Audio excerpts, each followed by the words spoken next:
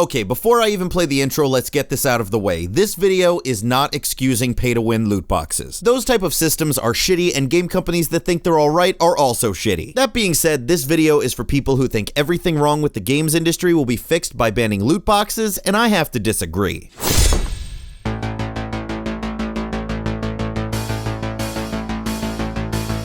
I really wanted to make this video a few weeks back when loot boxes were all in the news, but I think this topic is still relevant and will remain so going into the new year. As a refresher, the whole topic of whether or not loot boxes should be allowed in games came up around the launch of Star Wars Battlefront 2. Not that one. Up until this point, it's more or less been understood that if your game has loot boxes, they are mostly for cosmetic items that don't actually change the way the game is played. Overwatch, for example, features a system that allows you to unlock character costumes, animations, voice clips, and player icons. But at the end of the day, no matter how many skins you unlock, each character will play exactly the same without an ounce of variation, except for maybe blending in better with a bush. Point is, Overwatch has this system down pat, and I'll be bringing it up a lot in this video. If you are going to have a loot box system, this is the way it's done.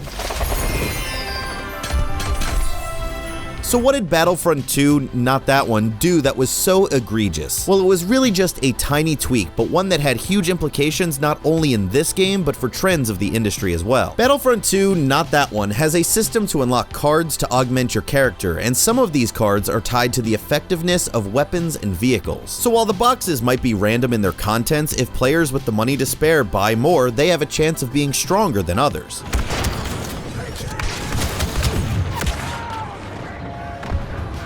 In a multiplayer game, one of the most important things is everyone being on an even playing field, and only player skill separating them. So when this system was discovered right before launch, gamers got angry and made their voices heard, leading EA to remove the system at launch. It's good that the industry was vocal and clear that these types of systems won't be tolerated, and I bet after the hit EA took on Battlefront 2, they won't be using this system in future games. And yes, I know that MMA game came out and it was even worse, but I mean going forward, beyond this. If this happened and the game still made its money despite the backlash, you can bet that every EA game would have this system going forward until it stopped making money. That's just what these companies do. They take popular trends and push them until they stop making money. But here's what I really wanted to talk about. It was announced shortly after this controversy that many groups were looking into whether or not loot boxes were considered gambling, and basically should they be banned outright. And on many posts about these investigations, I saw comment after comment basically saying, "I'm so glad these are being banned. Can you guys just imagine buying a game and having all of the content right away like it used to be?" And this is where I think people are misguided on this whole loot box debacle. Loot boxes being banned doesn't mean games will magically go back to the way they were. Companies will just find another way to make their money, and who knows if it'll be better or worse than loot boxes.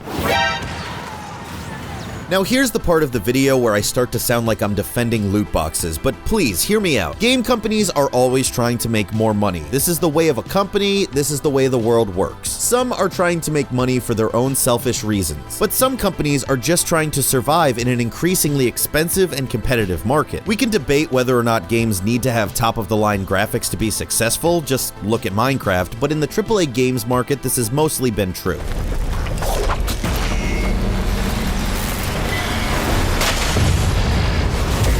Games cost more than ever to produce, and yet we haven't seen a major increase in game prices since the release of the Xbox 360. AAA games during the previous generation usually cost $50, and when moving to this more advanced hardware, the decision was made that $60 would cover the increased cost of game development.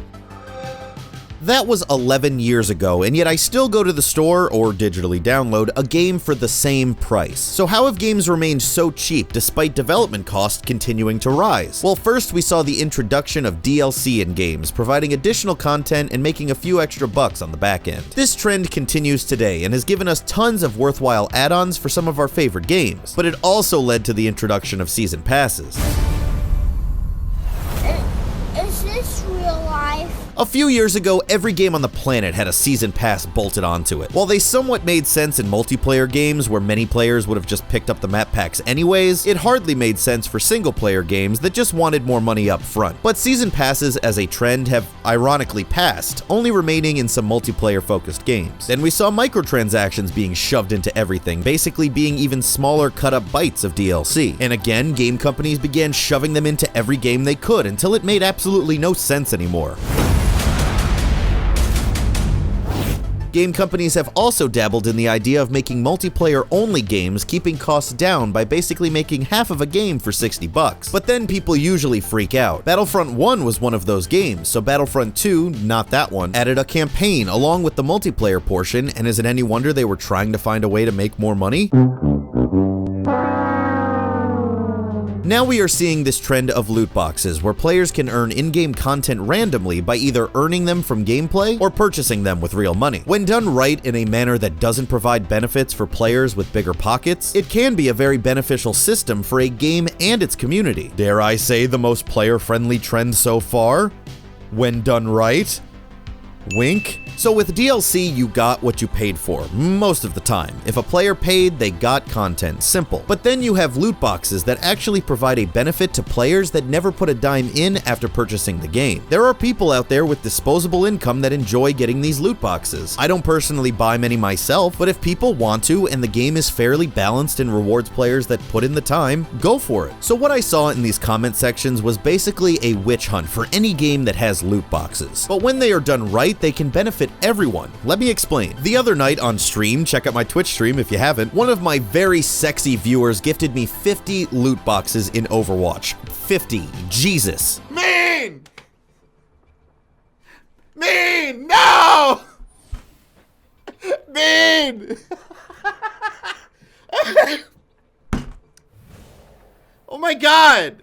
That's so many! Dude, thank you so much. You know who you are, but let me use this to break down what I mean. This beautiful, sexy man on stream decided to give some money to Blizzard to get those loot boxes, right? Now, obviously, I benefit from getting those loot boxes, but so does every other player of Overwatch. Nerf this. Since the launch of Overwatch, Blizzard has continued to release new maps, characters, and skins for the game, funded by sales, obviously, but also loot boxes. People who want to buy these boxes for whatever reason are supporting the development of this game and its future content for everyone, not just the people who pay. So I feel like there are many people out there on this witch hunt for loot boxes that don't see the benefits it provides to them. Overwatch is the golden example of this system, but it can obviously be used for evil. What better incentive to drop a few bucks than the opportunity to have the advantage in a game? That's when these systems go too far and have to be called out, but should everyone be punished because of a few bad examples? Really quick, let's address a few complaints I keep seeing around this topic. I keep seeing people say something has to be done, but why? The market will decide whether or not something is okay. Season passes died out because people stopped buying them, and if EA continues with systems like Battlefront 2, not that one, then it's up to us not to buy into them. I've seen people say kids are gambling on their parents' credit cards. Well, then parents should be parents and watch their damn kids. And finally, I hear people say it's a predatory system because it takes advantage of people's gambling tendencies. I do understand this somewhat. It comes with the random element of the loot boxes and urge to just play one more. Ooh, maybe one more. Hey, maybe Konami was onto something with the whole pachinko thing. While yes, this is kind of shady, it's also up to the individual to control themselves. The rest of gamers shouldn't be punished because they can't. So look, I just wanted to point out that I don't think loot boxes are a plague on the industry like some think. It's a new trend and there will be both good and bad examples of it. I'm not blind either. These systems aren't out to give me a gift. Game companies aren't my friends, and they are only implementing these systems because it leads to profit. But at least this system benefits all of a game's players when done right, and who knows what might come next if these are banned.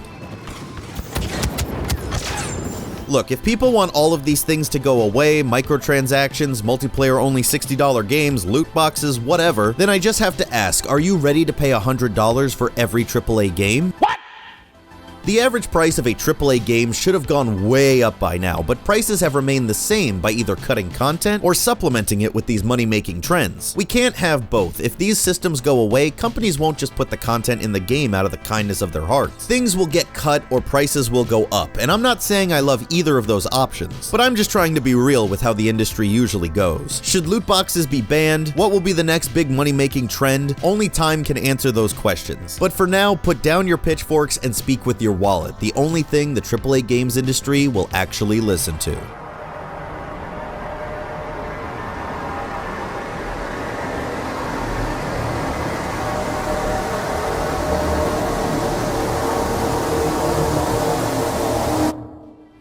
Thank you guys for watching. Let me know what you think about the whole loot box system. Remember, I'm not defending pay-to-win loot boxes. I'm just trying to look at the pitchfork wielding witch hunt from a different perspective. Also, my throat's a little hurt, so if things sounded weird, that's why, but I wanted to get a video out. I'm actually having a lozenge right now because it's making things feel better. Anyways, but if you like this video, please hit that like button to support the show. Subscribe to the channel if you're not, and if you want to go above and beyond, consider supporting the show on Patreon.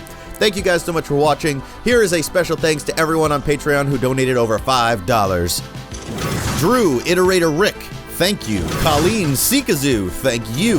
Xavier Charlotte, thank you. Ammo to Go, thank you. Lady Irish, thank you. Carlos Ruiz, thank you. Riley Davidson, thank you. Dave's Venture, thank you. They Call Me Pepper, thank you. Curtis Wilson, thank you. Luke Ave Water, thank you. Jay Bodane, thank you. Carl Sykes, thank you. JJ Tube, thank you. TJ Grum, thank you. Omar Diaz, thank you. Paul Witowski, thank you. $2 Gaming, thank you. Ryan O'Connell Shadow Cloud, thank you. And Frederick Moeller, thank you guys so much. I'll see you on the next video. Bye!